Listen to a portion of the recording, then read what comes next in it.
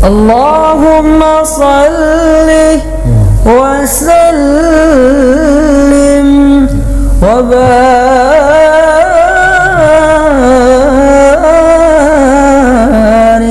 alaihi.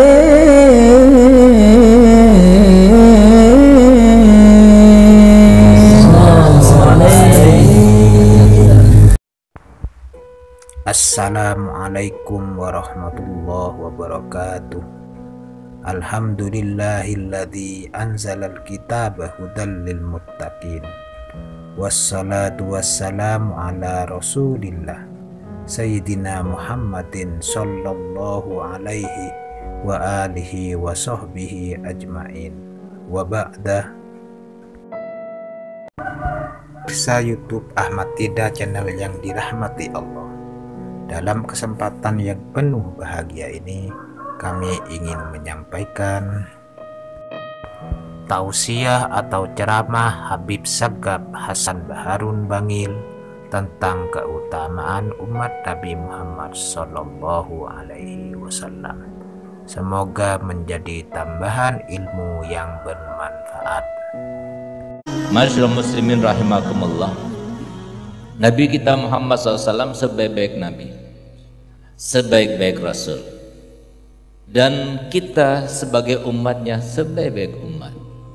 Sebaik-baik nasib yang kita dapatkan itu adalah nasib kita. Karena apa? Kita tidak pernah memohon, kita tidak pernah berdoa, kita tidak pernah bahkan berangan-angan untuk menjadi umatnya Nabi Muhammad. Tapi alhamdulillah Allah pilih kita, begitu lahir sudah termasuk daripada umatnya Nabi Muhammad. Nabi-nabi sebelumnya itu berangan-angan, bercita-cita, bahkan bermohon-mohon, berdoa kepada Allah Ta'ala supaya dijadikan salah satu daripada umatnya. Tapi kita alhamdulillah nggak pernah berdoa tapi sudah menjadi umatnya. Kenapa saya katakan kita termasuk beruntung? Karena Nabi Muhammad, kalau kita gali, kalau kita cermati, kalau kita perhatikan, syariatnya itu sesuai dengan yang disabdakan beliau sebelum beliau wafat. Inni taraktukum alal mahajjatil baydha. Aku ini meninggalkan kalian dalam keadaan misi dan visi yang aku bawa nih. Syariat yang aku terapkan dan aku ajarkan sudah sangat jelas, terang, menderang, gak ada yang samar, semuanya sudah dijelaskan. Dari mulai syariatnya, dohirnya, hakikatnya, batinnya, fitnahnya, dosanya, pahalanya, semuanya sudah disebutkan oleh Nabi. Oleh karena itu, di antara yang disebutkan oleh Nabi kita Muhammad SAW yang sekarang sudah kita berada di zamannya, beliau menyampaikan dalam hadis yang diriwayatkan oleh Imam Muslim, badiru bil amali fitanan kaqita'il lail. Cepat-cepatlah kalian, kalau kalian ada kesempatan untuk berbuat baik, lakukan sebelum datang satu fitnah, yang mana fitnah itu sifatnya itu sama seperti sepotong daripada malam hari atau bagian daripada malam hari. Kenapa diibaratkan oleh Nabi fitnah yang akan terjadi adalah seperti bagian daripada malam, gelap gulita. Kita nggak bisa melihat, kalau tidak ada lampu nggak bisa melihat, nggak jelas. Bisa datang fitnah itu di dalam semua elemen masyarakat, semua lembaga kemasyarakatan itu sudah terkena. Sekarang ini fitnah itu bukan hanya di tempat-tempat maksiat, tapi fitnah juga sudah berada di pendidikan, tempat pendidikan, bahkan fitnah sudah masuk ke musola masjid-masjid. Ini sekarang, zaman sekarang ini. Sehingga beruntung yang mendapatkan solusinya. Sampai-sampai Nabi SAW menggambarkan fitnah pada waktu itu, dan sekarang sudah mulai terjadi. Yusbihur rajulu mu'minan wa yumsi kafir. Pada saat itu, pada pagi hari seorang itu muslim, sore harinya sudah kafir. Wa yumsi mu'minan wa yusbihu kafiran. Pada saat itu Ada seorang di antara kalian itu yang sore harinya itu mukmin, tapi paginya sudah kafir. Ada dua riwayat keterusan hadis itu mengatakan yabi'u dinahu bi'aradin minad dunya. Mereka menjual agamanya dengan sedikit daripada barang-barang duniawi. Ada lagi dalam hadis lain yang sebutkan al-mutamassik bidinihi yawma idzin kal qabid alal jamar. Yang berpegang teguh pada agamanya pada waktu itu maka sama halnya seperti orang yang memegang di tangannya bara api. Kita lihat pegang tangan bara api, sakit, panas, perih, pedih, bisa yang namanya kulit kita itu bisa melepuh kebakar. Ini zamannya sekarang ini. Kalau kita mau berpegang teguh dengan Nabi Muhammad, berpegang teguh dengan ajaran Nabi Muhammad, dikatakan deso, dikatakan norak, dikatakan ketinggalan zaman. Kita pakai sarung dikatakan orang sunatan. Orang kita sudah tua, masa baru sunat juga. Tapi kita nggak peduli. Biarkan, yang penting walaupun terluka, walaupun terbakar, kita itu mempertahankan agama. Sekarang ini sakit hati kita dikatain orang, sakit hati-hati para ulama itu melihat ulama yang berseru kemana-mana. Kemudian ada sebagian golongan masyarakat, mungkin dari pejabatnya ataupun daripada LSM-nya dan sebagainya, yang kemudian merusak tatanan-tatanan yang dibuat oleh para ulama. Capek, sakit hati ulama. Ini zamannya yang dikatakan Nabi SAW. Mereka yang berpegang teguh dengan agamanya sama seperti orang yang memegang bara api. Orang yang berbuat baik dikata-katain, orang yang berbuat jelek juga dikata-katain. Oleh karenanya saya teringat kepada saya punya abah, yang penting sekarang tujuan kita itu adalah meraih ridho Allah. Jangan pedulikan manusia. Ingat, manusia itu tidak menggaji kita, manusia tidak menentukan ajal kita, manusia tidak menentukan rezeki kita, tapi yang menentukan semuanya itu adalah Allah. Lihat bagaimana Nabi kita Muhammad SAW sebagai contoh yang paling utama untuk kita, di mana Nabi SAW saking geramnya malaikat Jibril, saking marahnya malaikat Jibril, dia sampai tidak bisa menahan sabarnya.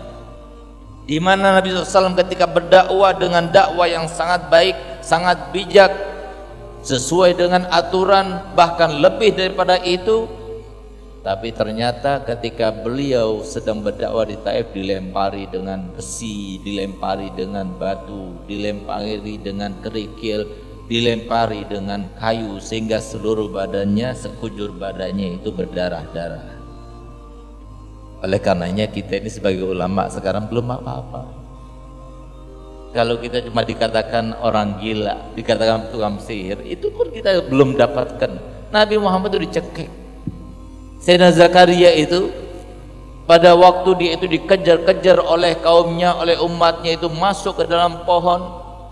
Kemudian dikatakan oleh iblis, iblis yang menunjukkan, sampai sekarang juga iblis tetap berperang, bahkan lebih pengalaman daripada iblis yang ada pada waktu Sayyidina Zakaria.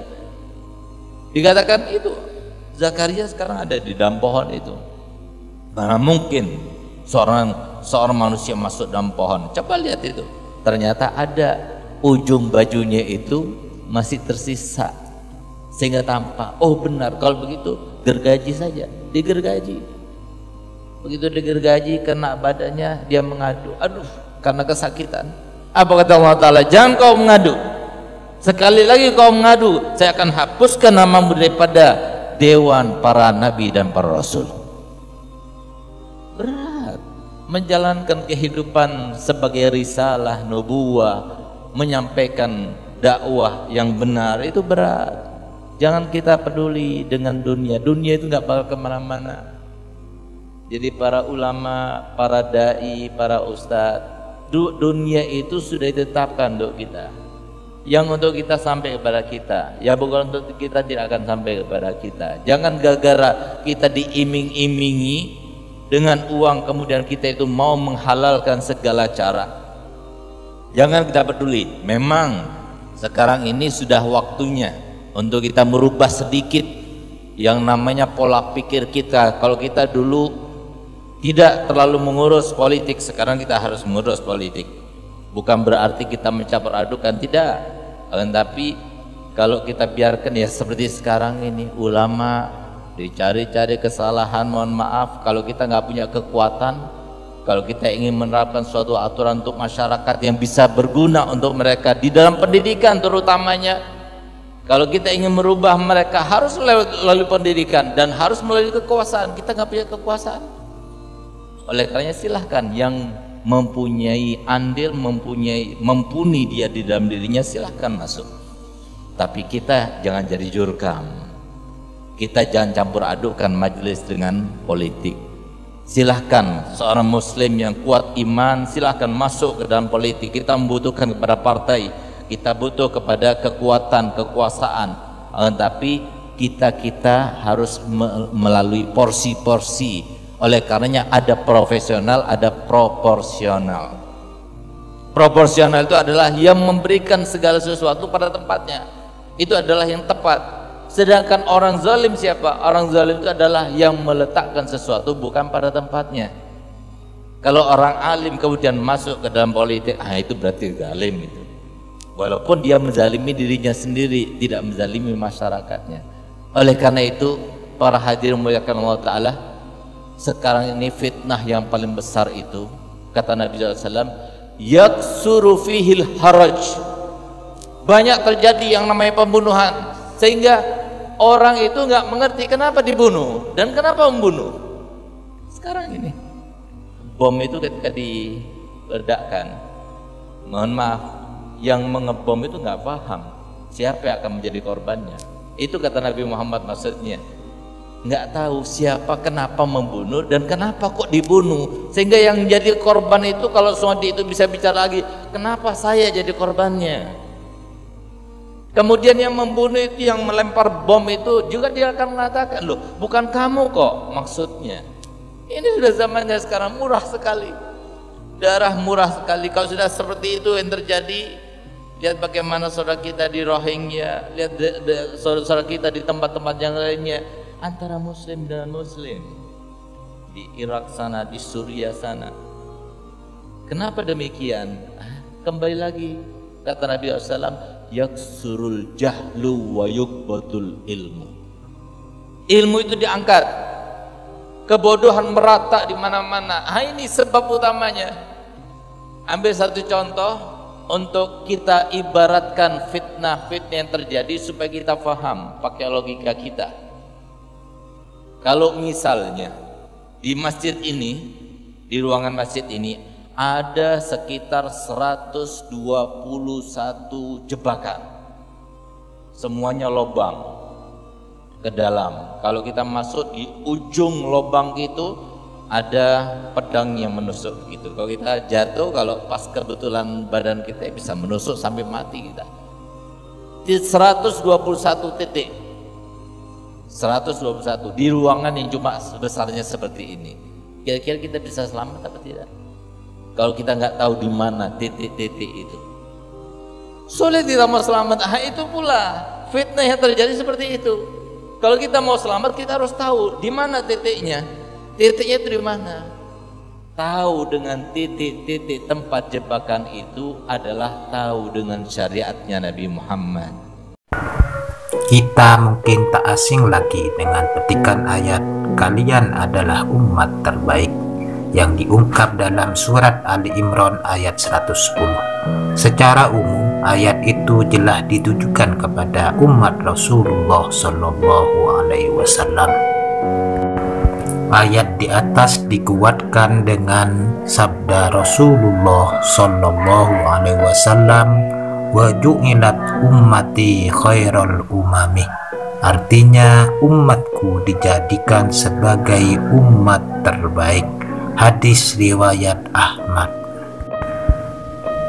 Imam At-Tabari dalam tafsirnya jilid 5 halaman 673 menukil lanjutan ayat tersebut menjelaskan predikat umat terbaik selain beriman kepada Allah Subhanahu wa Ta'ala, berkewajiban amar ma'ruf nahi mungkar, yaitu memerintahkan kebaikan dan melarang keburukan.